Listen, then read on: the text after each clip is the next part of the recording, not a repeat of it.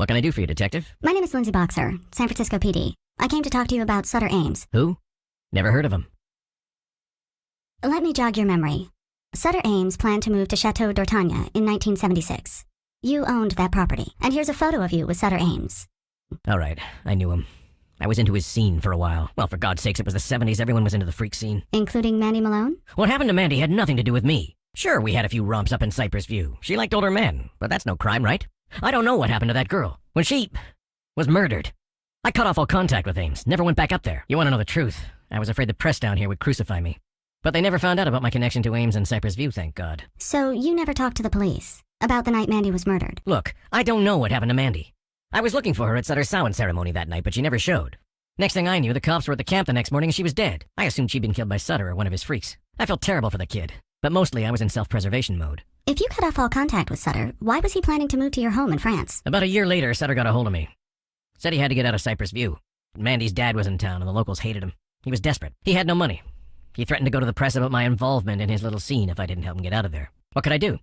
I had the property in France. I never got to use it. I told him he could park there for a while. It was far enough away, I figured the press might not find out about it. But there are no records that Sutter Ames ever stayed at your chateau in France. Nah, I don't know. It was all arranged, but he never showed. I figured he must have found some other hole to disappear into. And good riddance. That's your story? He just never showed up? It's the truth. I never saw Sutter Ames in person after he was arrested for Mandy's murder. Swear on my mother's grave. Thank you, Mr. Mortimer. I'll be in touch.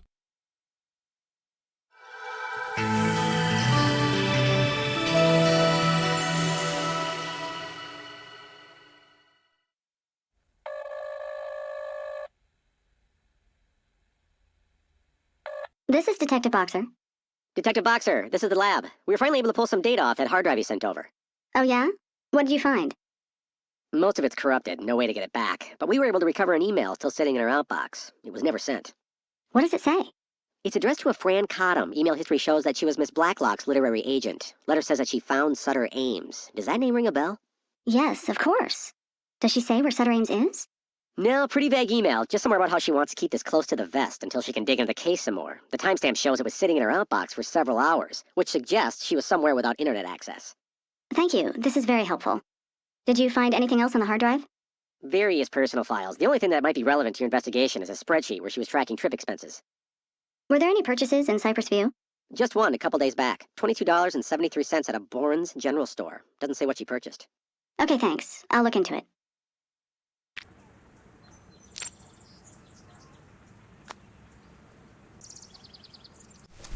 Randy, Regina's records show she made a purchase here for $22.73 on the day before she was killed. Do you remember what she bought? We were pretty busy around the festival, so I don't remember offhand, but I can check my receipts. 1 sec. 22, 22.64, that's not it. 22.18, 22.73, here it is.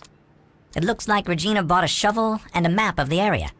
Do you remember her saying anything about what she needed those items for? She didn't say anything to me, but I do remember now seeing her speaking with Beverly outside the store. They looked at the map together, and it kind of looked like Beverly was giving her directions. Thanks, Randy. I'll see if Beverly remembers.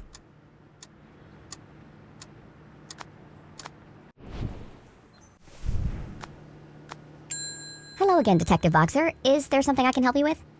Hello, Miss Connors. Yes, I'm hoping you can. The day before Regina Blacklock was murdered, you ran into her outside the general store. Yes, I remember that. She wanted to know where the nearest lighthouse was located. I gave her directions to the Pacific Point Lighthouse, just north of here. Didn't she already have a map?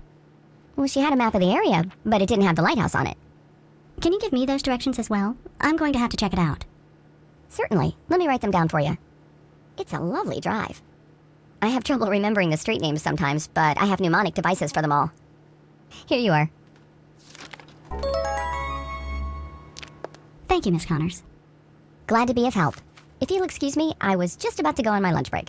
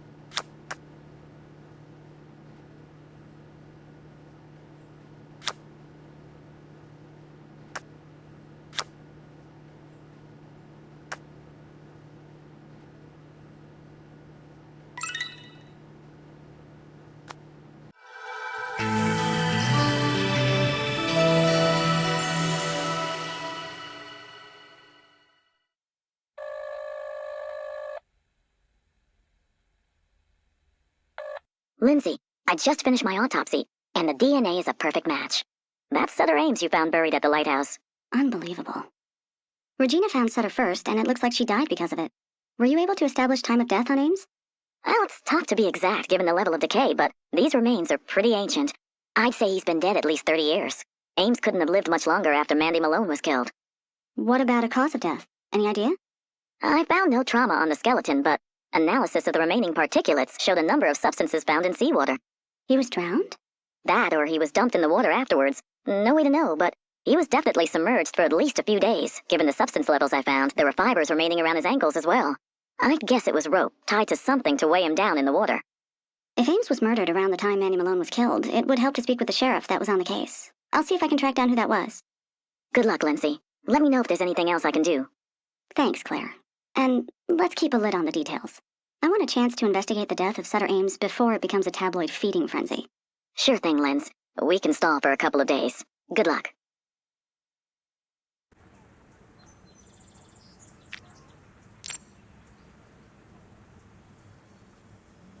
Beverly, I'm sorry to bother you again, but I have more questions about the Mandy Malone case. I'm sorry, Detective Boxer. I can't help you right now. Once I've started a crossword puzzle, I can't concentrate on anything else until I've completed it.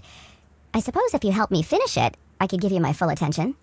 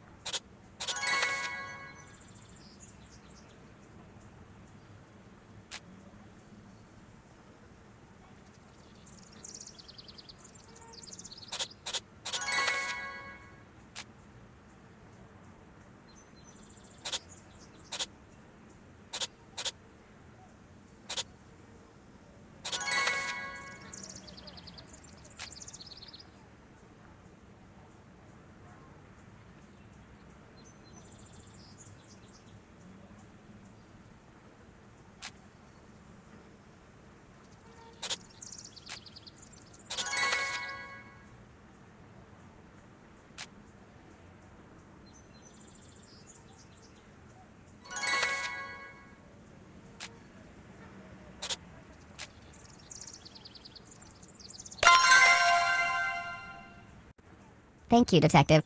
Incomplete word puzzles are an itch I simply must scratch. Now, what can I do for you? Miss Connors, can you tell me who the sheriff was in Cypress View during Mandy's murder investigation? Yes, his name was Richard Walton. He wasn't too popular around here after the Mandy Malone case went unsolved, and he eventually resigned under the pressure. Do you know where he is today? Last I heard, he had moved just northeast of here, to the apartment building next to the Hillcrest Cemetery. He's probably pushing 80 by now, but as far as I know, he's still there. I see. Thank you for your help. My pleasure. My break is over, though. If there's nothing else, I'll get back to my books. No, that's all for now. Thanks again.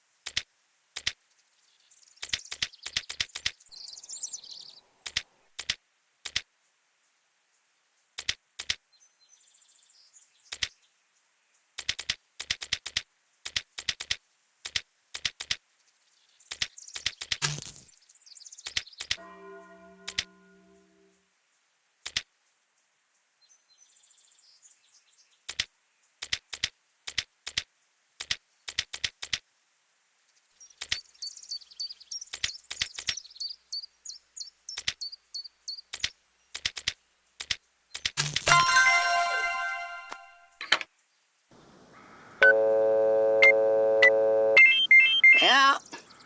Mr. Walton, this is Detective Lindsay Boxer of the San Francisco Police Department. It's urgent that I speak to you about the Mandy Malone case. What do you take me for? Do you know how many real crime freaks I get buzzing my apartment, claiming to be some person or another, trying to get me to talk about Mandy Malone? Go away. I assure you, Mr. Walton, I am a fellow law enforcement officer, investigating the death of Regina Blacklock in Cypress View. Why is that name familiar? Regina... Regina was writing a book on the murder of Mandy Malone. If she learned of your whereabouts, she almost certainly would have tried to contact you. That's it. Yeah, I remember now. She called last week. I told her what I told you. Everything I have to say is in the reports. If you're telling the truth, then I'm sorry she's dead. But unless I'm a suspect, leave me alone. She found the body of Sutter Ames shortly before her murder and may have died for that discovery. What? Sutter Ames is dead? How? When did he die? Oh, what am I saying? I don't even know if you are who you say you are. I'll buzz you in, and if you can show me a badge, we can talk. Then we'll be talking shortly, Mr. Walton. Well, I'll be damned. You are a cop. Sorry for the hassle, Detective, but you wouldn't believe the number of cranks I get pestering me about Mandy Malone. I can imagine. And now you can add me to the list, because I need to pester you about Sutter Ames and the Mandy Malone case. Sure, I just need to take my medications first, or nobody will be able to ask me anything. Can you help me find the bottles? I have 8 different prescriptions, and I can't find them.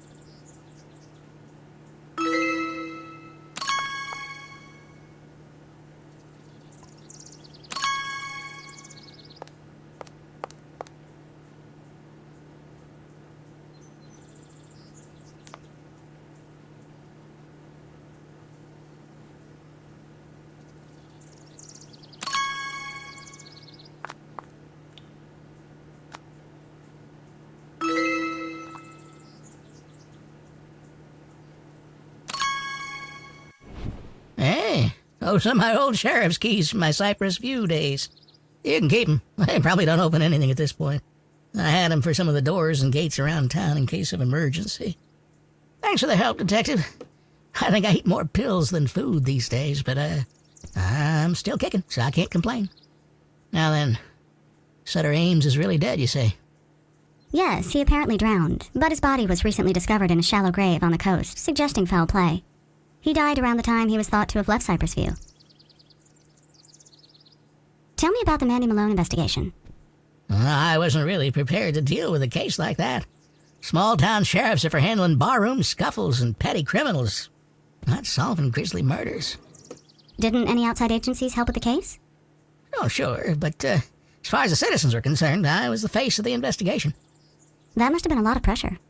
It was intense. Oh, yeah, I had hair before the Malone case. And most of the town thought Ames was guilty and wanted justice. But there never was a shred of evidence that he killed Mandy.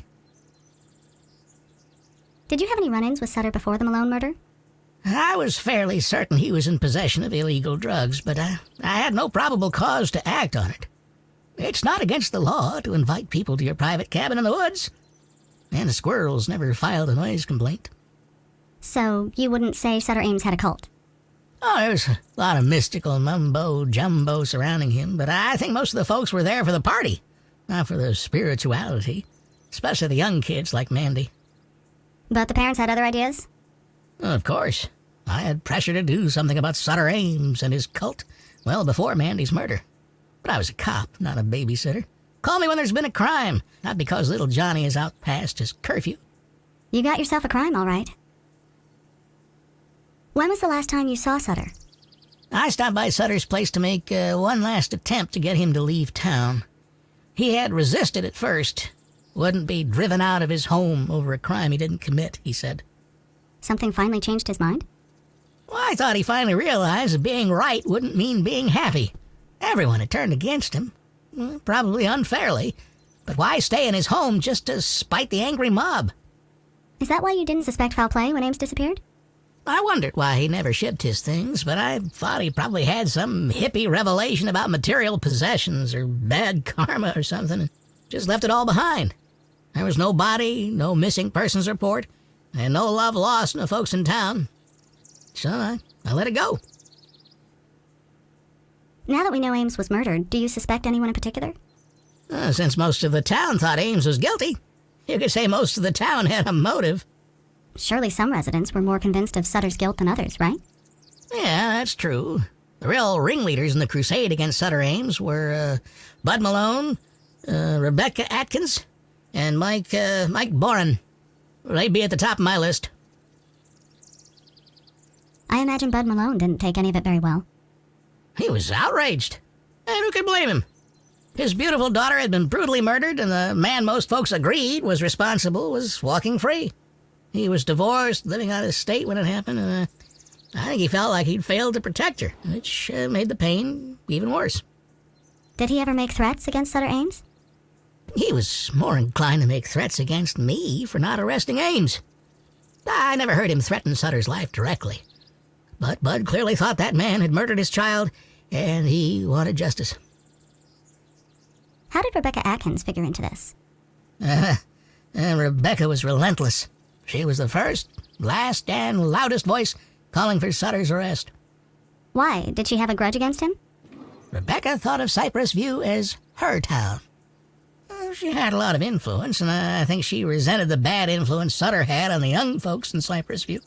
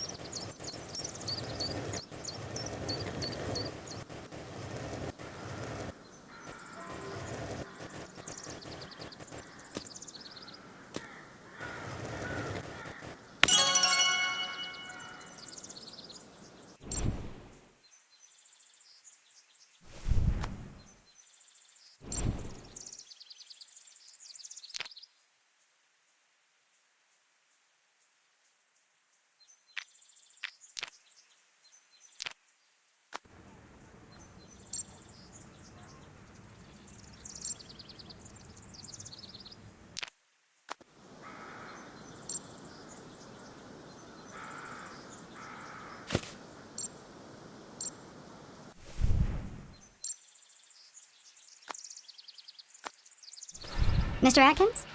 Yes, I'm Adam Atkins. And you are? Lindsay Boxer. I'm a detective with the San Francisco PD. Long way from home, Detective. What brings you out to our neck of the woods? I was hoping I could ask you some questions about Sutter Ames. I suppose, but you've caught me at a bad time. The main saw blew a fuse and I need to get it fixed. If you can replace any blown fuses in the fuse box outside while I reset the machine, that would be a big help. There's a whole process for starting the saw up again, and I can't waste too much more downtime or this day's a total loss. I'll see what I can do.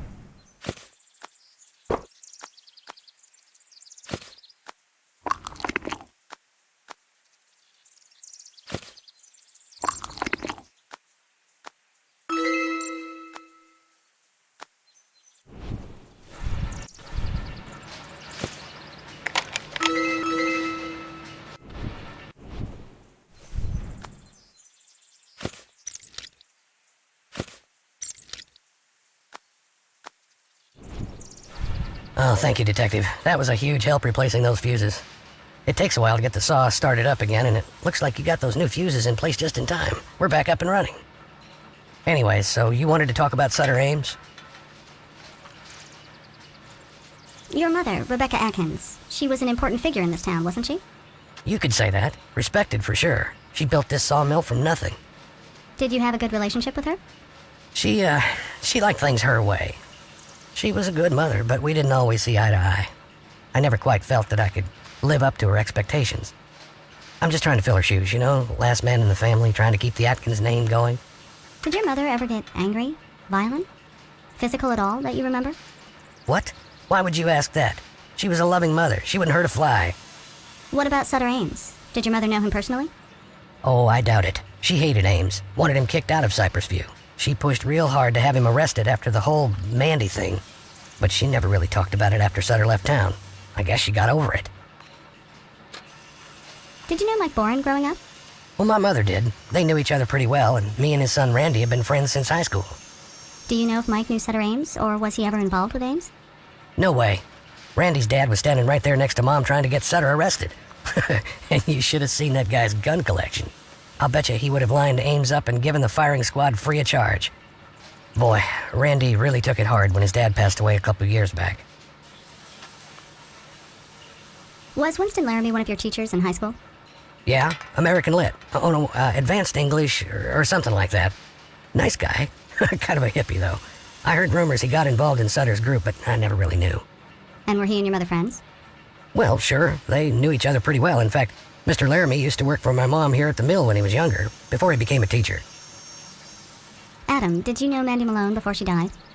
Small town. We were in the same class. You end up knowing everyone. But we weren't close. Do you think Sutter Ames killed Mandy? Of course he did. There's no other plausible explanation for it. He and his other crazies took her out to that camp and did something unthinkable to her. Some sort of sacrifice to their devil gods, I don't know. Beautiful girl, and they took that away. Then Sheriff Walton and his cronies came through with their donuts. Twiddled thumbs for a couple of months trying to figure out what to do, and in the meantime, Sutter skips town. Only reason that case is still open, Detective, is because of pure incompetence. Adam, are you familiar with this symbol? Have you ever seen this before? Yeah, it does look a little familiar, but I don't know from where. Why? Does it have something to do with Sutter? It looks like one of those witchcraft symbols he probably would have used. I don't know yet. I'm still looking into it. What'd you think of Sutter, Adam? You were in high school when he was in Cypress View. You ever go out to that camp in the woods? Dance around a fire with Ames and the rest of them? Oh no. Wouldn't step foot in that place or go within a football's throw of Sutter. I'd have clocked him one good if I had, too. Why is that? He was older than all of us. Came around and started talking to the other kids at the high school. It was creepy, you know? Some of the other kids got roped into his group, especially the girls. Man, the girls sure did love Sutter Ames. I don't know what he was really doing out there, but I didn't want any part of it. Besides, I was too busy playing football anyways. Well, if that's all, Miss Boxer, I should really get back to work. Yes, thank you for your time.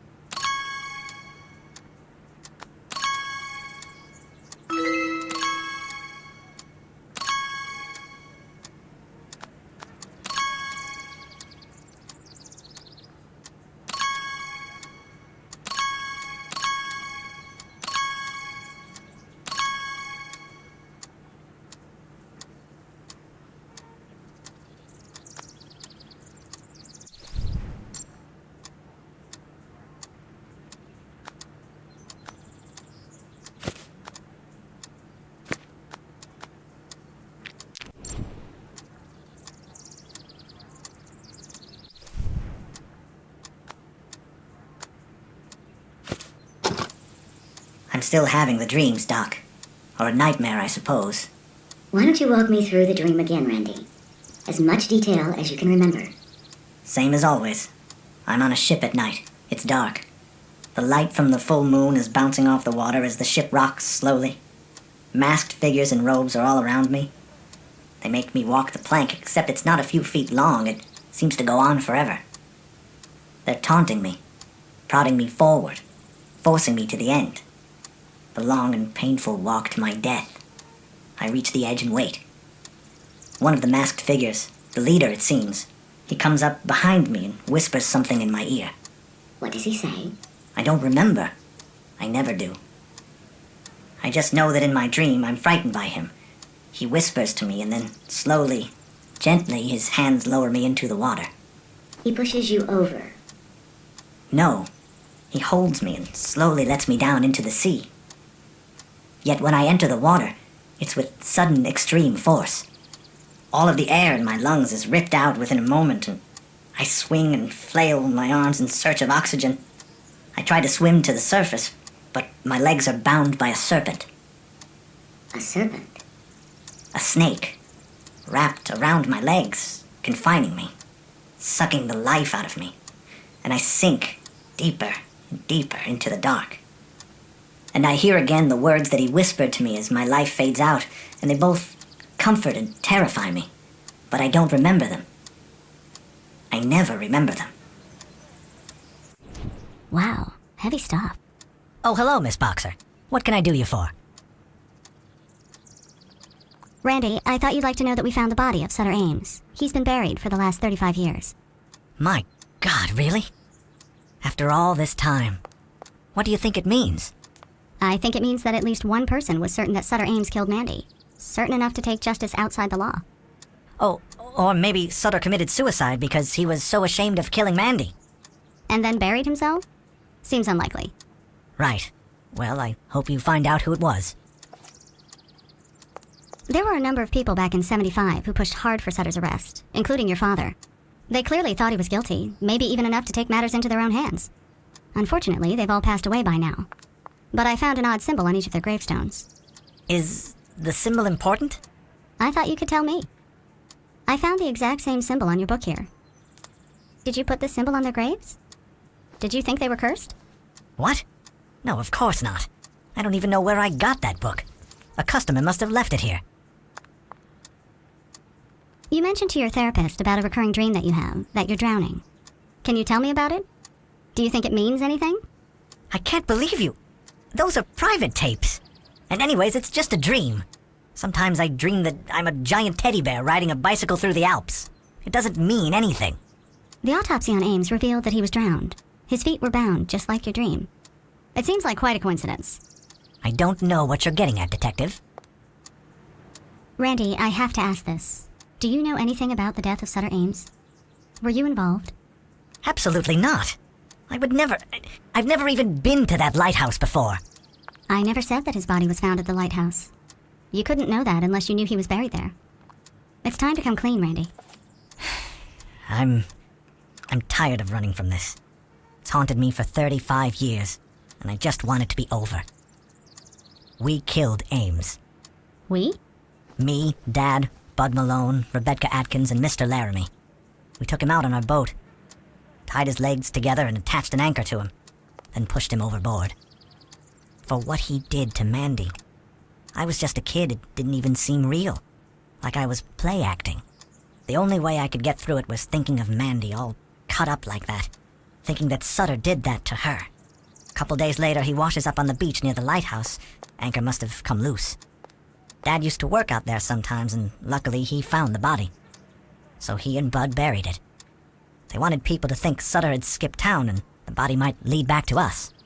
Ever since then, all I can think about is whether we had the right guy. Did Sutter really kill Mandy? Or did we kill an innocent man? It haunts me. Randy, I'm going to need you to come with me. Of course.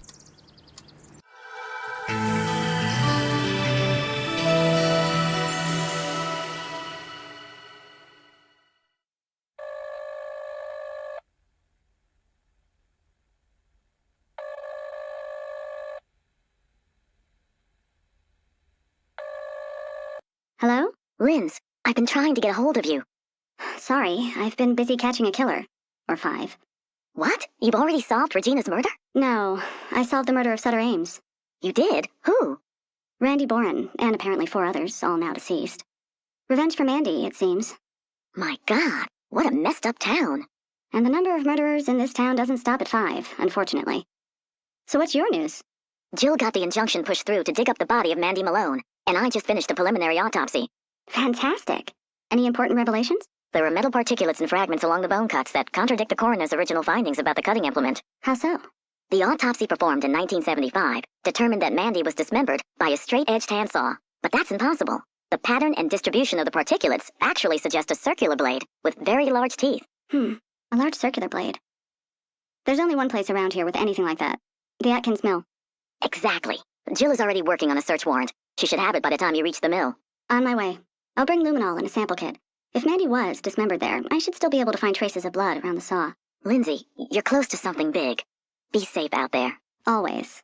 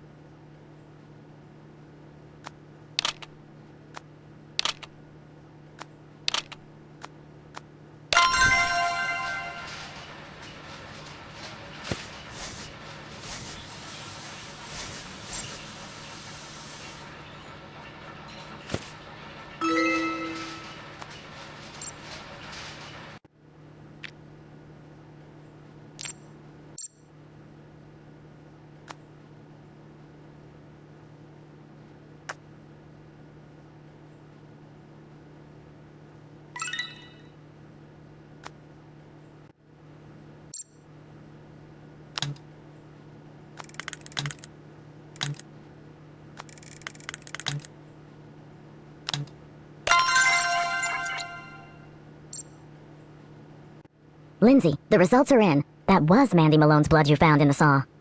As we suspected. What about the sweatshirt? It's definitely a match to the fibers found on the fence. But it's a fairly common brand, and it doesn't prove that it was that sweatshirt specifically. The rip in the sweatshirt is fairly damning, though. I'll head back to the mill and see if Adam Atkins is there. If he killed Regina to cover up the murder of Mandy Malone, confronting him with the evidence might elicit a confession. Good luck, Lindsay.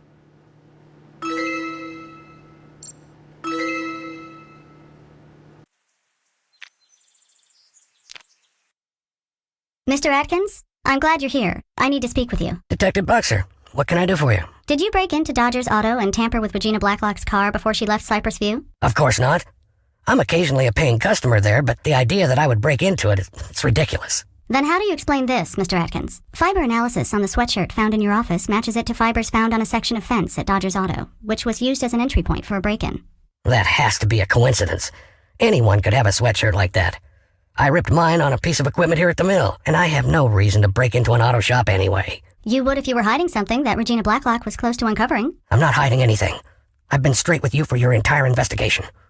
What about telling me that you didn't know Mandy Malone very well? You were romantically involved with her, weren't you? No, I told you before we weren't together like that. Just acquaintances. Then how do you explain this? Oh, she was so beautiful. Mr. Atkins? Yeah. We were together. In love, actually, if you care. We were gonna run away together. But something changed, didn't it? Maybe you had a fight about something, and it turned violent? No, I would never have tried to hurt her. Yes, we had a little argument because I didn't want her to go to Sutter's crazy ritual, but she insisted on going anyway.